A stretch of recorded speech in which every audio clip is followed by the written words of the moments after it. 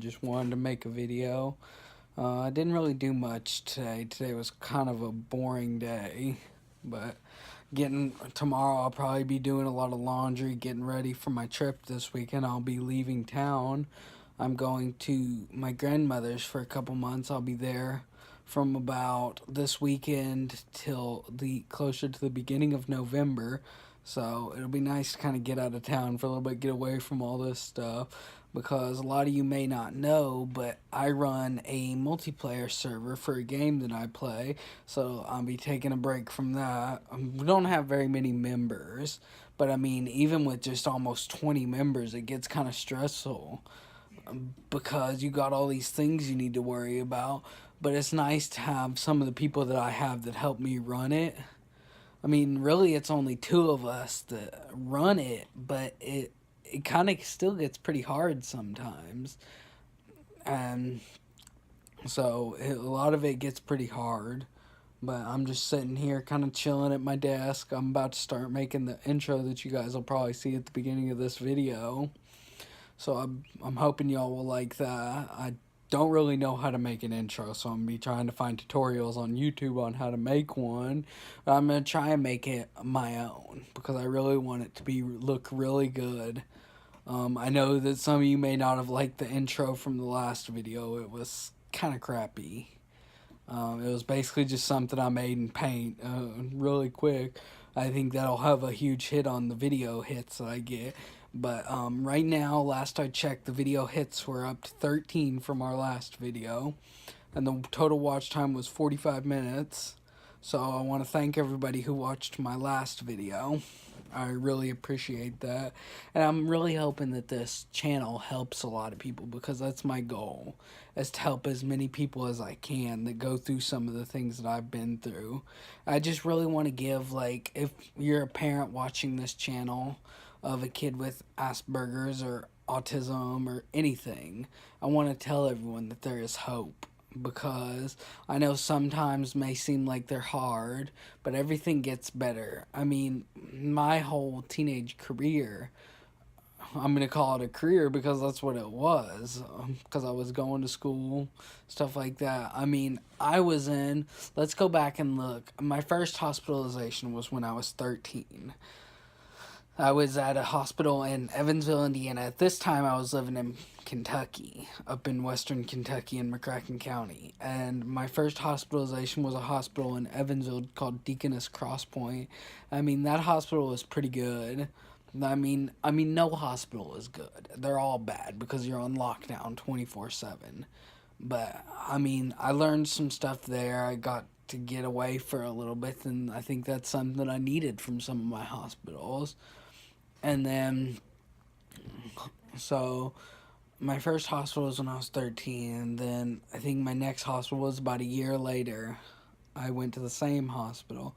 Then once I moved to Tennessee, that's when things started to get worse. I was going into a hospital at least 2 or 3 times a month. It was just outrageous.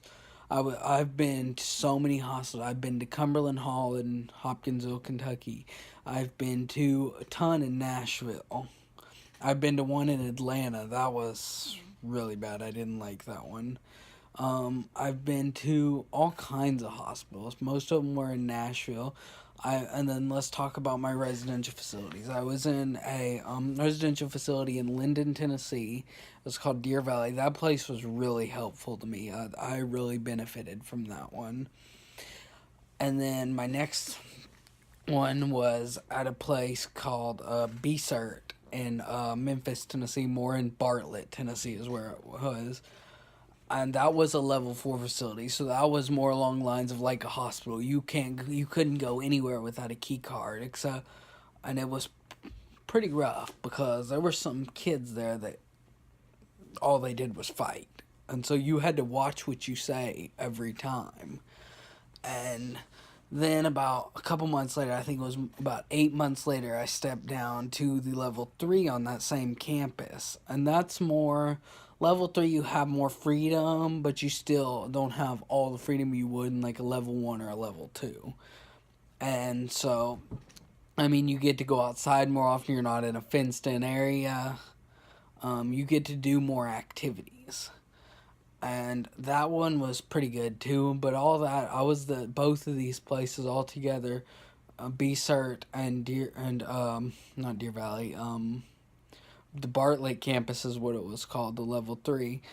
I was there for a total of about a year and a half. So that was really hard being that far away from my family for that long. Then a couple years later, I went into a hospital called Norris Academy. That was a place that really changed my life forever. That was a hospital that is, or not a hospital, a residential facility that was mainly devoted to autistic kids. You have to have autism to get into it. And I was there for about 8 months, I'd say 8 or 9 months. That was the last residential facility I've ever been in, and it has changed my life forever. So they have a toll on not only the kid that's in there, but they have the toll on the family, because these things are quite difficult. And so I just want everybody to know that there is hope, and there's other people that are going through this stuff. And that's my goal, is to get people help and to do stuff like this, because people really need help. I have depression too, so but that kind of goes hand in hand with my PTSD. Major depressive disorder and PTSD kind of go together, because if you're having a lot of nightmares, my PTSD, I more struggle with nightmares and things of that nature. So if you're having more of those, you're going to be more depressed. And part of the nightmares is usually with a nightmare for me. If I have a nightmare, you can usually guarantee there's going to be 3 or 4 more that night. And when you're not sleeping, you're having nightmares and all that stuff, you're going to be depressed. You're going to be down on energy. You're going to be depressed. And things get kind of hard. So I just want everybody to know that there is hope. So that was my main focus of this video. This one was kind of about me a little bit too. So I'd like to do, within the next couple months, I'd like to do a live stream once more people start viewing my videos, and I'll make it kind of like a Q&A where you can ask me questions. So let me know if you want to see that, and I think that'll really help. I'll answer all kinds of questions, pretty much any question that you have for me, I should be able to answer. And if I don't know the answer, I'll search it. So I think that'll really help people. I'm going to go ahead and wrap up this video because it's been about 8 minutes. I'm going to try and keep my goal within 8 to 10 minutes videos, because I know some of you get tired just watching a long video and just me talking. But starting next week, I'll probably have videos of me actually getting out in public and doing things. So, well, that's all for today. Have a good day, and hope everyone is doing good. Goodbye.